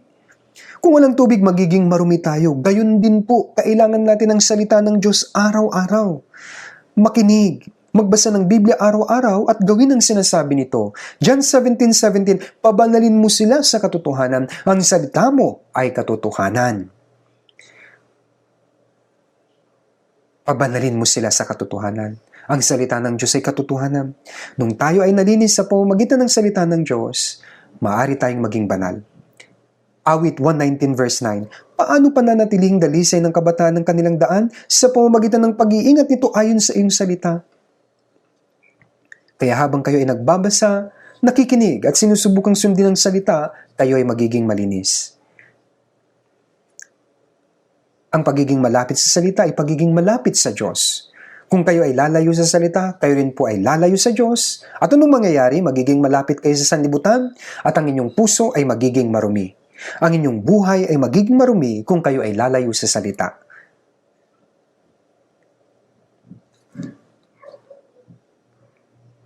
Kaya sa 2 Corinthians 7 verse 1, sabi, mga minamahal, yamang taglay natin ng mga pangakong ito. Linisin natin ang ating mga sarili mula sa bawat karumihan ng laman at espiritu na ginagawang sakdal ang kabanalan sa pagkatakot sa Diyos. Sabi sa pagkatakot sa Diyos. Na hindi na po tayo takot na mapunta sa impyerno. Siyempre po. Ngunit kung tayo ay gagawa ng mali, ang Diyos ay magbibigay ng parusa sa atin, disiplina, Kaya kailangan natin siyang paglingkuran ng may pagkatakot sa Diyos. Kaya sabi po, linisin natin ang ating mga sarili mula po sa bawat karumihan ng laman at espiritu. Paano? Sa pagkatakot sa Diyos. Kaya kailangan po nating subukin na higit na maging malinis at mas banal. Ang mga nagmamahal sa Panginoon at ninanais ang Panginoon ay kailangan na magkaroon ng masidhing pagnanais at pagsisikap para sa kanilang katawan at puso na maging malinis nang walang anumang batik o kulubot. Bakit po? Dahil kapag ang Panginoon, ang banal at maluwalhati, ay dumating na bilang ating lalaking ikakasal, tayo ay ipinagkasundo sa Panginoon. Dapat malinis din po tayo. Kaya sa Revelation 19 verse 7, sabi doon, tayo magalak, tayo magpakasaya, at ibigay natin sa Kanya ang kaluwalhatian sapagkat dumating na ang kasal ng kordero, at inihanda na ng Kanyang magiging asawa ang Kanyang sarili. At sa Kanya ipinagkaloob na magsuot ng pinong lino, makintab at malinis, sapagkat ang pinong lino ay ang matutuwid na gawa ng mga banal. Sino po ang babaeng ikakasal? Sa 2 Corinthians 11 verse 2, ako'y nakakaramdam sa inyo ng makadiyos na panibugho, sapagkat kayo itinakda kong mapangasawa ng isang lalaki, na kayo'y maiharap ko kay Kristo bilang isang malinis na berhen. Kaya tayo po ay mga makasalanan na nakatakdasa ng mapunta sa impyerno. Subalit, naligtas po tayo. Iniharap na kay Kristo bilang isang malinis na berhen pagkatapos nating maligtas. At ngayon, ang mga taong ligtas ay naipagkasundo na, bagamat hindi pa natin nalalaman yung saktong araw ng kasalan. Ang kasalang ito po yung kanyang muling pagdating. Kaya kailangan ready po tayo. Ready tayong humarap, malinis, kapag siya po ay dumating. Kaya bago ang kasalan, ano ang ginagawa ng babaeng ikakasal?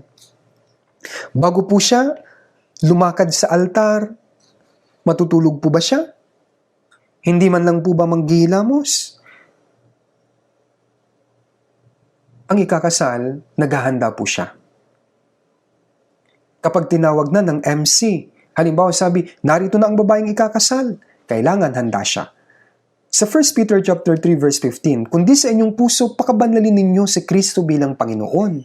Lagi kayong maging handa na ipagtanggol sa bawat taong humihingi sa inyo ng katwiran ng tungkol sa pag-asang nasa inyo.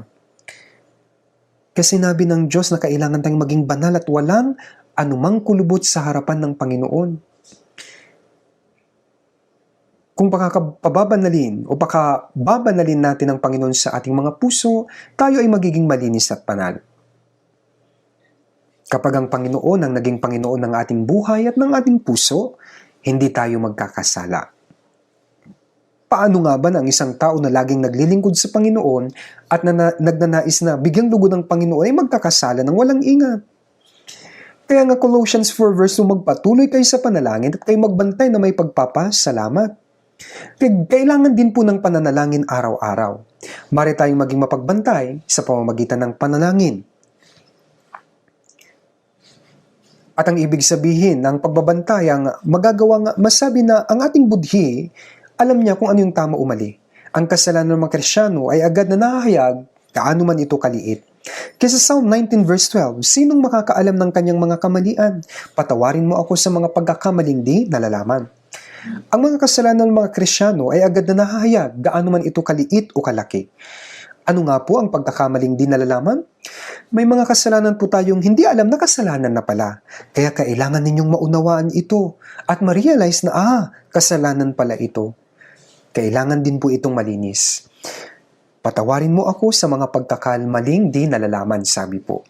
Sa Psalm 139 verse 23, sabi po, siyasatin mo ako, O Diyos, at alamin mo ang aking puso. Subukin mo ako at alamin mo ang mga pag-iisip ko. Sa verse 24, at tignan mo kung may anumang lakad ng kasamaan sa akin.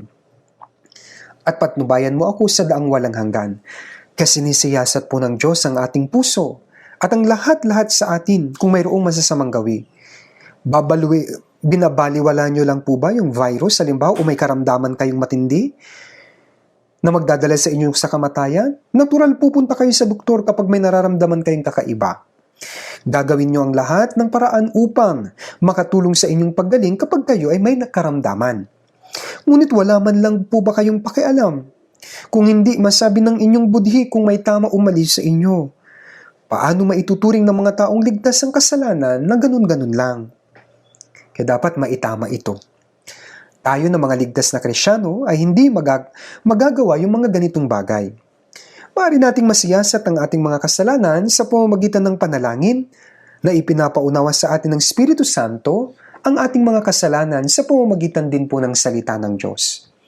Habang tayo ay nananalangin, ang ating mga kasalanan na hindi man lang natin nalalaman ay mahahayag. Kaya, hindi na natin sinusubukang gawin ng parehong kasalanan. Kaya nga sa 1 John 1:9, kung ipinapahayag natin ang ating mga kasalanan, siya ay tapat at banal na magpapatawad sa ating mga kasalanan at tayo lilinisin sa lahat ng kalikuan. Kaya pag magdagkasala, ipinapahayag natin at pinapatawad tayo sa ating kasalanan. Tinutulungan tayo ng Diyos na makapanumbalik sa fellowship sa Diyos. Hanggat hindi natin ito inihahayag, ang ating pakikisama sa Diyos ay putol. Kung mananalangin tayo araw-araw para sa ating mga kasalanan, tayo ay lilinisin ng Diyos at tayo po magpapatuloy yung fellowship kasama ng Diyos, kasama ng mga banal sa loob ng church. Maraming gawain ng Diyos, pangangaral ng Ebanghelyo sa mga taong hindi paligtas na nasa labas ng church. At upang mahalin, makiisa at tulungan ng bawat isa sa loob ng church. Yan po dapat ang lagi nating ginagawa. Sa John 13 verse 14, pagkatapos sa hugasan ni Jesus ang paa ng mga alagad, sabi niya, kung ako nga na Panginoon at Guro ay naghugas ng inyong mga paa, kayo man ay dapat ding maghugas ng paa ng isa't isa. Anong ibig sabihin ng paghuhugas ng paa sa isa't isa? Mabuti para sa iyo na gumamit ng planggana at maghugas ng mga paa mo. Ngunit higit pa dito ang ibig sabihin nito. Ito po yung paglilinis sa fellowship, pakikiisa para sa Ebanghelyo at pagtulong sa mga gawain. Dapat malaman mo na kung wala ang ganung fellowship, ang tao ay nahuhulog sa kasalanan. Papalayo siya sa fellowship ngayon. Kaya upang ikaw ay lalong maging malinis, huwag kang liliban sa fellowship. Dahil ang saganang biyaya ng Diyos ay nasa fellowship po at kumikilos ang banal na espiritu sa fellowship. Hindi mo kayang magkaroon ng buhay Kristyano mag-isa. Tandaan po yan. Hindi ka malilinis ng mag-isa ka lang. Kaya kailangan mo ng fellowship. Napakahalaga ng fellowship. Kasi sa Efeso chapter 3 verse 18 to 19, sabi ni Pablo, aking idinadalangin na magkaroon kayo ng kapangyarihang matarok, kasama ng lahat ng mga banal, ang luwang, haba, taas at lalim, upang makilala ang pag-ibig ni Kristo na higit sa kaalaman, upang kayo mapuno ng lahat ng kapuspusan ng Diyos. Hanggat nagkakaroon kayo ng fellowship kasama ng mga banal, ay lalo po kayong mapupuno ng lahat ng kapuspusan ng Diyos sa pamamagitan ng pagkaunawa sa mayamang biyaya ng Diyos. Ng lalim, taas, haba ng pag-ibig ng Diyos at lahat sila. Kasama ng lahat ng mga banal. Ito ay tungkol sa pagkakaroon ng fellowship. Sama-samang tanggapin ang biyaya ng Diyos at lumago ng sama-sama ang ating pananampalataya. Hindi mo ito magagawa mag-isa. Kaya sa Ecclesiastes 4 verse 10, sapagkat kung sila'y bumagsak, ibabangon ng isa ang kanyang kasama. Ngunit kabagabag siya na nag-iisa kapag siya'y bumagsak at walang iba na magbabangon sa kanya. Kaya kung ikaw po ay nasa fellowship, kapag ikaw po ay bumagsak, ang ibang brother o sister na katabi mo ay hahawakan ka. Yung brother, hahawakan ka niya. Hahawakan ko siya, sasabihin niya. Sinabi po na kahabag-habag kung nag-iisa. Bumagsak ka at mag-isa ka, walang magbabangon sa iyo kahabag-habag yan. Hindi ka makakapamuhay ng buhay Kristyano ng nag-iisa. Yan pong ibig sabihin, simple lang. Kaya nung naligtas tayo hindi na po nag-iisa. Tayo po nasa fellowship na, kasama ang Diyos. Gayunpaman, may mga tao na ayaw makisali sa fellowship. Kahit ligtas na po sila, minsan ayaw nila. Lagi lang kayong nag-iisa. Paano nyo nasasabi na kaya ninyong makapamuhay ng Christian life na mag-isa? Dapat po sumama. Pagkatapos nyong palawakin ang inyong pag-iisip, tingnan nyo lang po, palawakin natin yung mga magulang kasama ang anak. Diba? At mas lumalawak ang puso. May mga mabubuting anak, may mga sakit din ng ulo, may pilyo, ngunit ang magulang, tinatanggap sila, tanggap silang lahat. Kung hahanapin mo ang kasalanan ng iba, mahirap po talaga yun. Kailangan nating lawakan ang ating puso gaya ng Pacific Ocean. Sa 1 Peter chapter 4 verse 1 and 2, kung paanong si Kristo sabi po ay nagdusa sa laman, ay sandatahan din naman ninyo ang inyong sarili ng gayong pag-iisip, sapagkat ang nagdusa sa laman ay tapos na sa kasalanan, upang hindi na kayo mamuhay sa laman sa inyong nalalabing panahon sa masasamang pagnanasa ng mga tao, kundi sa kalooban ng Diyos. Kasi mula nang magdusa si Kristo upang iligtas tayo, dapat din naman tayong magdusa para sa Panginoon. Sa Filipos 1:29, sapagkat sa inyo ipinagkaloob, alang-alang kay Kristo, hindi lamang ang manampalataya sa Kanya, kundi ang magtiis din naman alang-alang sa Kanya. Opo, kaya tayo iniligtas ng Panginoon ay hindi lamang upang sumampalataya at maligtas, ngunit upang tayo rin po ay magdusa kasama Niya. Magdusa para sa Kanya, upang ang dumanas ng pagdurusa, sila po ay napapalayo sa kasalanan.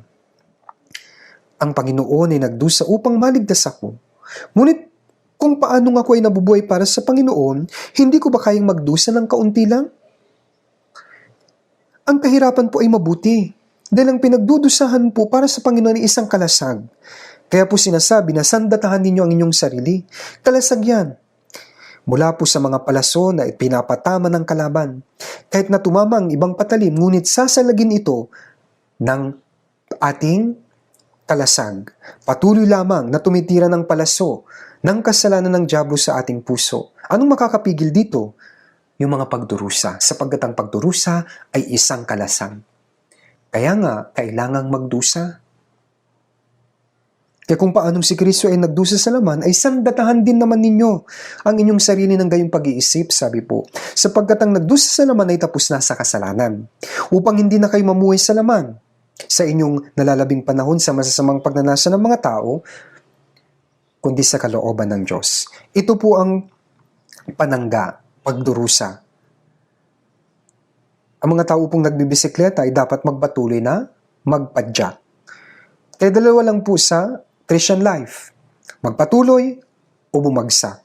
Meron po akong nakitang isang karatula sa istasyon ng tren, sabi ang mga bubuyag ay walang oras upang malungkot. Dahil abalang-abala po sila. Ganyan din po ang mga Kristiyano ay walang oras upang mag-isip na sasabihin niya, nakakaawa naman ako. Dahil sa awa sa sarili, ang taong mahilig maglibang ay gumagawa ngayon ng kasalanan.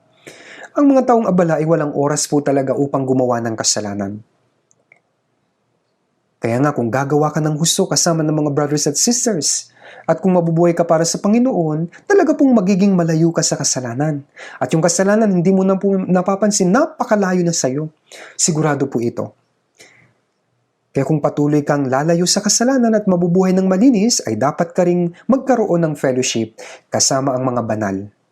Sabi po sa Filipos 4 verse 14 ni Apostol Pablo, gayon man ay mabuti ang inyong ginawa na kayo nakiramay sa aking kapigatian. Ang aking kapigatian ay hindi ibig sabihin na sila'y nakulong o sumama silang nagpabugbog, kundi nakibahagi sila sa parehong pagdurusa para sa Ebanghelyo. Nakiisa sila para sa pangangaral. Nanalangin ng sama-sama, nagdusa kasama para sa Ebanghelyo. Upang magkaroon ng suporta, nag-offering po sila. Pagbibigay ng puso at pagsasakripisyo ng kanilang kasiyahan para sa lahat. Alam niyo po ba kung ilang misyonaryo kasama ang kanilang mga pamilya ang meron po tayo? Sasabihin niyo lang po ba sa kanila, maraming salamat. Dapat sama-sama tayong manalangin araw-araw.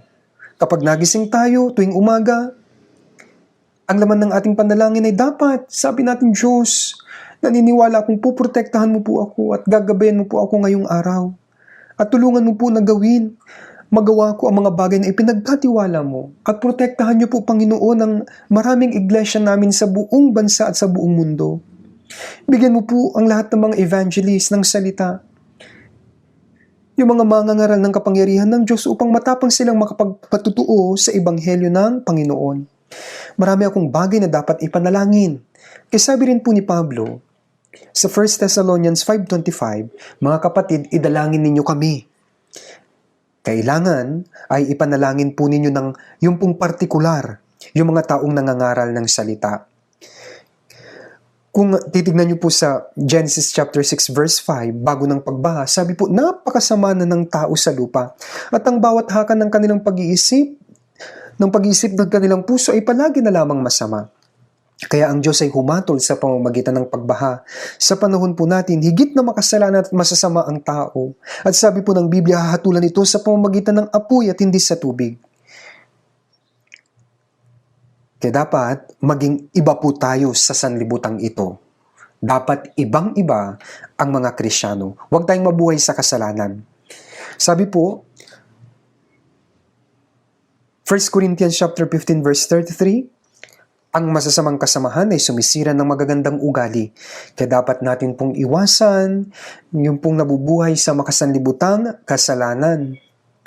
Sa 2 Corinthians 6:17, lumabas kayo sa kanila. Humiwalay kayo, sabi ng Panginoon, at huwag kayong humipo ng anumang bagay na marumi, at kayo aking tatanggapin. Kaya dapat tayong humiwalay. Dapat maging iba tayo sa mga taong marurumi. Huwag nating hipuin at isipin ng mga maruruming bagay. Huwag kang manood ng maraming pelikula, pakiusap. Huwag kang magbasa ng mga hindi magagandang aklat. At dapat nyo rin pong iwasan ng internet. Dapat ka ding humiwalay sa iyong makasanlibutang kaibigan. Itapon mo na po yung mga hilig ng sanlibutang ito. Sabi po ni Apostol Pablo sa 1 Timothy chapter 5 verse 22, panatilihin mong malinis ang iyong sarili.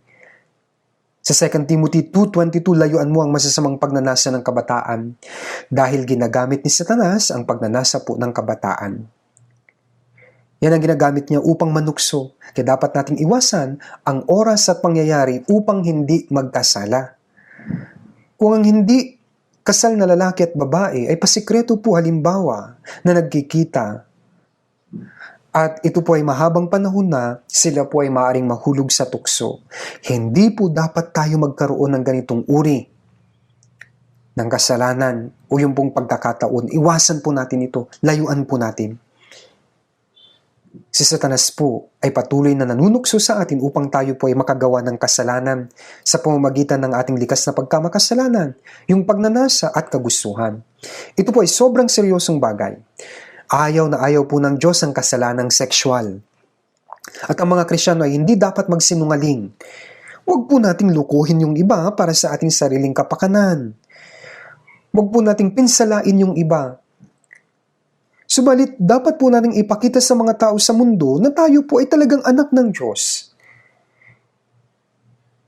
Gawin natin ito sa pamamagitan ng ating pagiging tapat. Totoo. Kung hindi po, sasabihin sa atin ng mga hindi mananampalataya, huwag mo akong pakialaman, ikaw na lang ang maging Kristiyano. Kapag ganun, magiging effective ba yung pangangaral natin ng Ebanghelyo? For sure, magiging walang kabuluhan po. Kaya nga sa Matthew 5:16, paliwanagin ninyo ng gayon ang inyong ilaw sa harap ng mga tao. Upang makita nila ang inyong mabubuting gawa at luwalhatiin nila ang inyong Ama na nasa langit. Kaya po ba ninyong mangaral ng Ebanghelyo habang nasa kasalanan? Imposible po.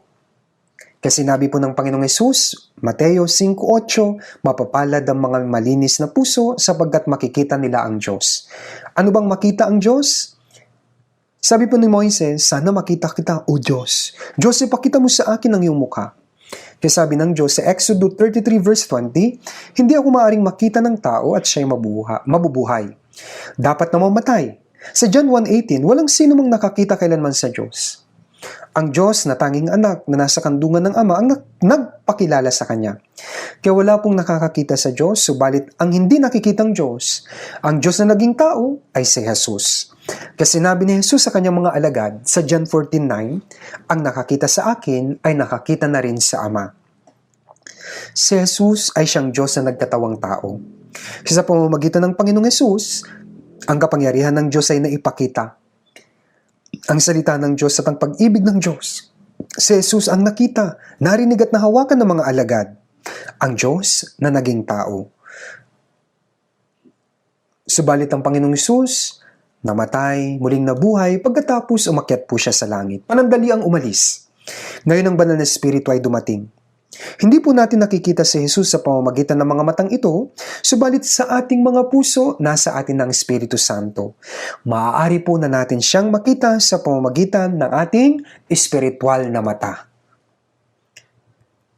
Kaya sa Efeso 1:18 hanggang 19, yamang naliwanagan ng mga mata ng inyong puso. Ano ang pag-asa sa kanyang pagkatawag? Kung ano ang kayamanan ng kaluwalhatian ng kanyang pamana sa mga banal at kung ano ang di masukat na kadakilaan ng kanyang kapangyarihan sa atin na sumasampalataya ayon sa paggawa ng kapangyarihan ng kanyang lakas. Kaya tayo po ay mga bulag mula pagkasailang. Sabi ng Biblia, matapos po na magkasala si Adan at saka si Eva, ang kanilang mga mata ay nabuksan. Ibig sabihin po nito na sila po ay bulag sa kasalanan. Matapos po nilang kainin ang bunga ng punong kahoy ng mabuti at masama, sila po ay naging mga bulag. Saan nabuksan ang kanilang mga mata? Nabuksan sa kahihiyan, sa kasalanan, masasamang mga bagay. Subalit sila ay naging bulag para sa Diyos. Lahat po ng mga tao, mula pagkapanganak, bulag po tayo sa mga bagay ng Diyos. Subalit nang ang tao ay makakuha ng kaligtasan, ang kanilang mga mata ay nabuksan. Kapag tumitingin po tayo sa langit, nadarama natin ang kalawakan ng Diyos. At naiisip din po natin ang pag-ibig ng Diyos. Sa kumpul ng damo, nakikita natin ang kanyang pag-ibig, ang kanyang creation sa mga bulaklak at mga ibon, maging sa insekto ang karunungan ng Diyos. Sa pamamagitan po ng salita, makikita po natin ang Diyos. Makikita ng may dalisay na puso. Kaya sabi po ng kanta, the divine light goes to the pure heart. When we have this mind, our eyes can be enlightened, sabi po. Ang banal na liwanag ay para sa may dalisay na puso. Kung may ganito tayong kaisipan, ng ating mata ay magliliwanag. Kaya sa Mateo 6:22 at 23, ang mata ang ilawan ng katawan. Kung tapat ang iyong mata, ang buong katawan mo ay mapupuno ng liwanag. Ngunit kung masama ang iyong mata, ang iyong buong katawan ay magiging kadiliman. Kaya't kung ang iyong liwanag na nasa iyo ay kadiliman, anong laki ng kadiliman? Anong ibig sabihin nito? Kapag ang ating spiritual na mata ay naliwanagan, ang ating buhay magliliwanag din po. Subalit silang nasa kadiliman, nagpapagala-gala sa dilim. Kaya ang mga naligtas po ay hindi na mga bulag. Habang ang puso po natin ay nagiging higit at higit pang malinaw, ang mga mata ng ating spirito ay nagiging malinaw din po. Kung sa gayon ay makikita natin ang mundo kung paano ito nakikita ng Diyos. Gamit ang mata ng Espiritu, malalaman natin ang kapangyarihan, kabanalan at pagkilos ng Diyos. At malalaman din natin na ang Diyos ay kasama natin. Malapit na po siyang dumating. Silang mga nakakakita sa Diyos ay may mata ng Espiritu. Sa oras na yun, sinabi po ng Biblia, makikita natin ang Diyos sa ating sariling mata. Kaya upang mabuksan ng ating spiritual na mata, karoon ng mas malalim na makikisama sa Diyos. Ngayon po, manalangin na po tayong lahat. Ama naming Diyos na mahabagin, kami po ay nagpapasalamat sa iyo na kayo po ay nabag sa amin at iniligtas po ninyo kami mula po sa kasalanan na kami na mga lumayo sa Diyos. Panginoon, gawin po ninyong malinis at banal ang aming pag-iisip at pamumuhay sa araw-araw sa pamamagitan ng Espiritu at salita upang ang aming makita ang pag-ibig at ang kapangyarihan ng Panginoon na kumikilos po sa amin, upang kami po ay magkaroon ng banal na pakikisama sa Diyos, at upang kami po ay maging malapit sa Panginoon, at upang kami po ay makasama sa kaluwalhatian ng Panginoon na siyang malapit nang dumating. Ito po ang aming dalangin sa pangalan ng Panginoong Hesus. Amen.